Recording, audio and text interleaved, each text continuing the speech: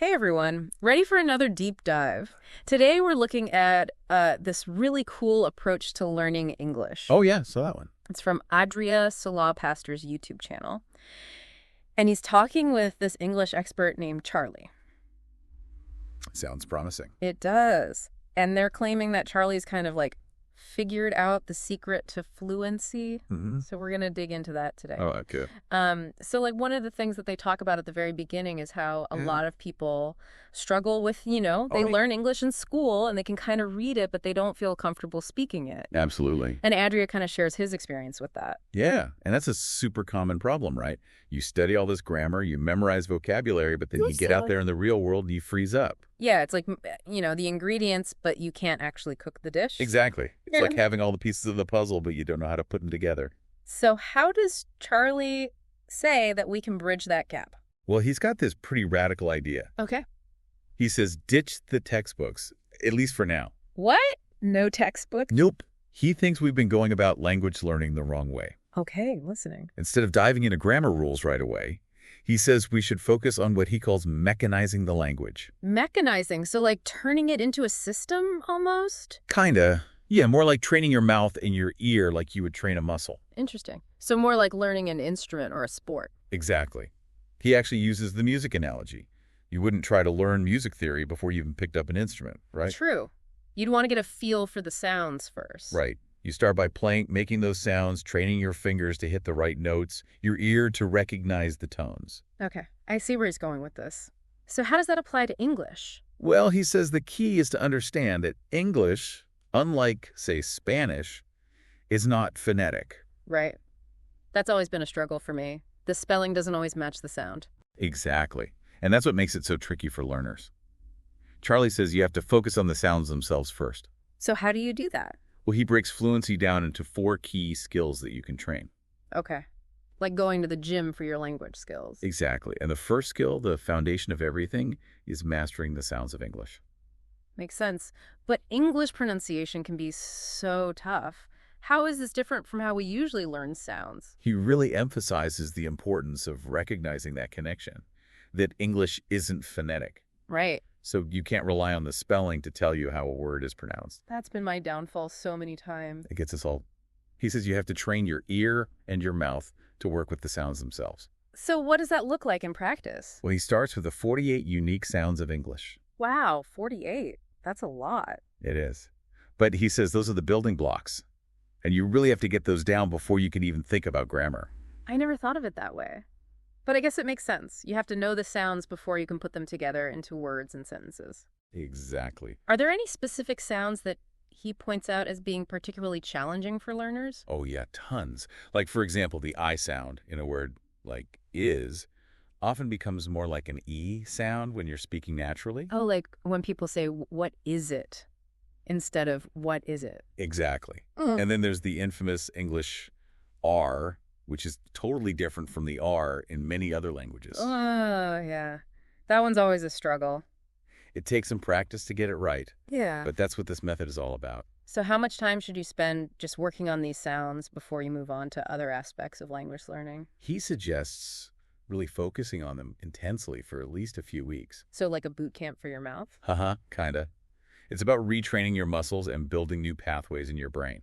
It's amazing how much goes into just making the right sounds. Absolutely. Yeah. And it's so crucial for fluency. So we've got this emphasis on the sound, the auditory part of language, rather than just focusing on the written words. Right. It's a whole different way of thinking about it. This is already making me rethink how I approach learning English. What's the next step in this sonic journey? What's the second skill that Charlie talks about? He calls it connecting words and speech. And it's all about understanding how English actually flows. So not just pronouncing individual words, but how those words blend together when people are actually speaking? You got it. Okay, so it sounds like understanding those connections is key. Absolutely. But how do you even start to, break it down? He's got some techniques for that. Oh, good. Right. Because it can sound like one long jumbled mess to me sometimes. Right. Well, one thing he recommends is something called shadowing. Shadowing. Yeah.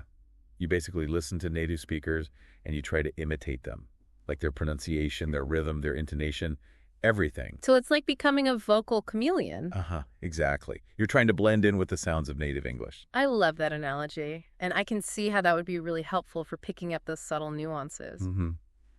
It helps you internalize the way English is actually spoken. So it's not just about sounding like a native speaker, it's about understanding how they actually speak. Right. It's about getting into their heads almost.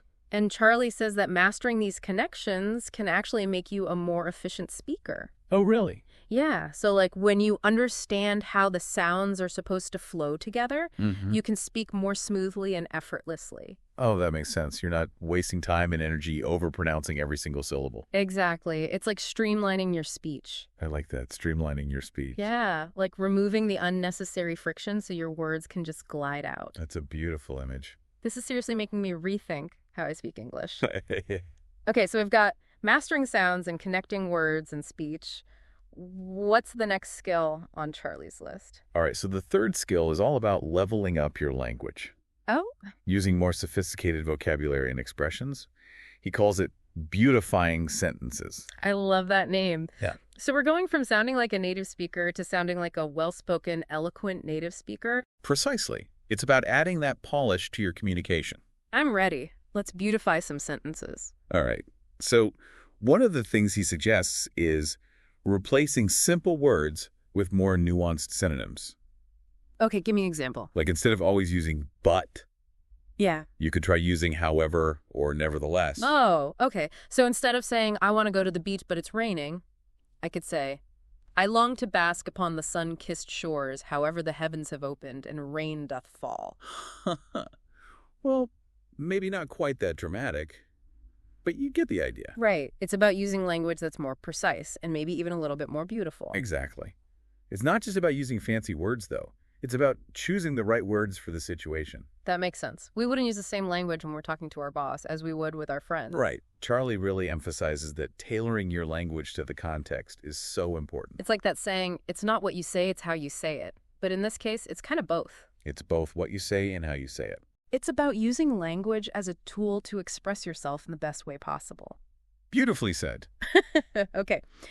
I'm feeling inspired to beautify my sentences now. But, sometimes the hardest part about speaking English is just feeling like you're actually in the conversation. Oh, yeah. Like not just understanding it, but actually being a part of it. I know what you mean. It's like there's this invisible barrier. Exactly. How do you break through that? Well, that's where Charlie's fourth skill comes in, sounding native. Okay. So this is where we unlock the secret code of really sounding like we belong.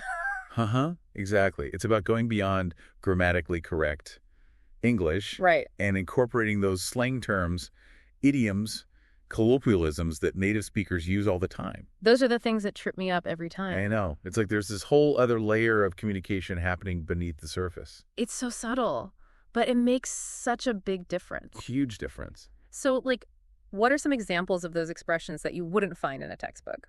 Oh, there's so many. Like, for example, native speakers often say, to figure out, when they're trying to solve a problem. Right, or stuff when they're talking about things in general. Exactly. Or instead of saying, how are you? Yeah. They might say, what's up? It's those little differences that make you feel like you're really in the know. Exactly. And Charlie says that understanding these colloquialisms is so important for understanding humor, Oh, yeah. cultural references, the nuances of how people actually interact with each other. It's like the key to unlocking the culture. It is. It's like language is so much more than just words and grammar. Absolutely.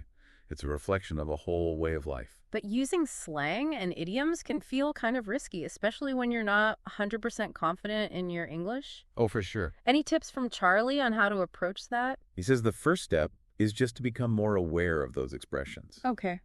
Pay attention to how native speakers use them in different contexts. So like being a language detective? Exactly. And then as you get more comfortable, you can start incorporating them into your own speech little by little. It's like dipping your toes into the pool before jumping in head first. Exactly. Okay, so we've got Charlie's 4 key skills: mastering sounds, connecting words and speech, beautifying sentences, and sounding native. That's a pretty amazing framework. It is. But I'm sure our listeners are dying to know how to actually put all this into practice.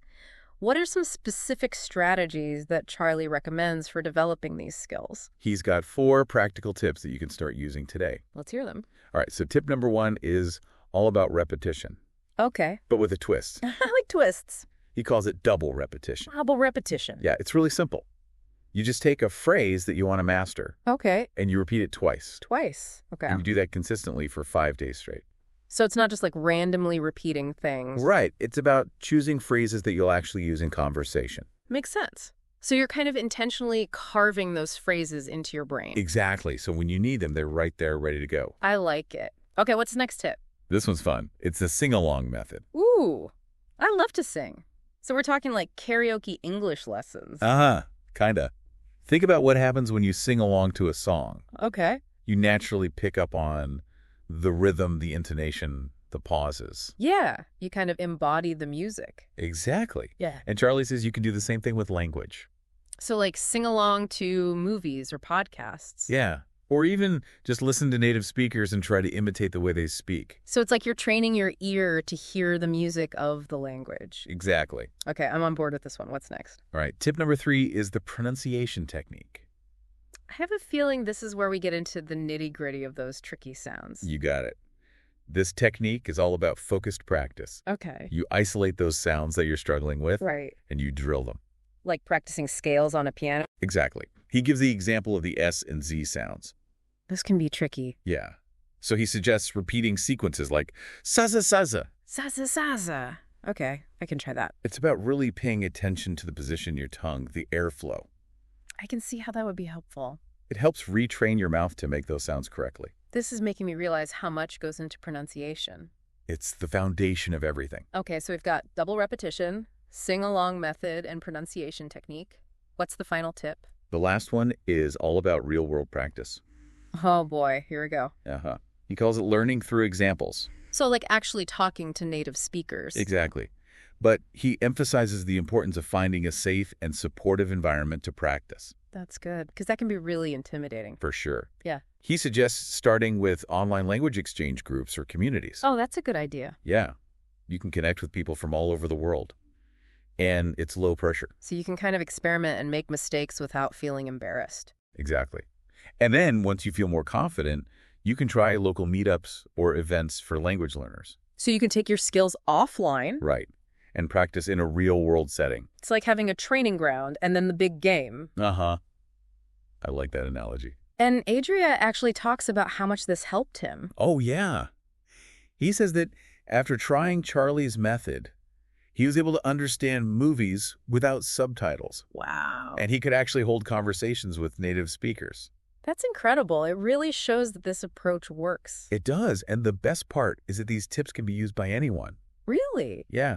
Whether you're a beginner or more advanced, there's something here for everyone. I love that. So it's not just about learning English, it's about learning how to learn. That's a great way to put it. So if you're ready to ditch the textbooks and start speaking English like a native, Like a native. Charlie actually has a free masterclass that you can check out. Yeah, we'll put the link in the episode description. Awesome. Well, I don't know about you, but I'm feeling inspired. Me too. Time to put these tips into action. Absolutely. Thanks for joining me for another deep dive. It was my pleasure. And until next time, happy learning.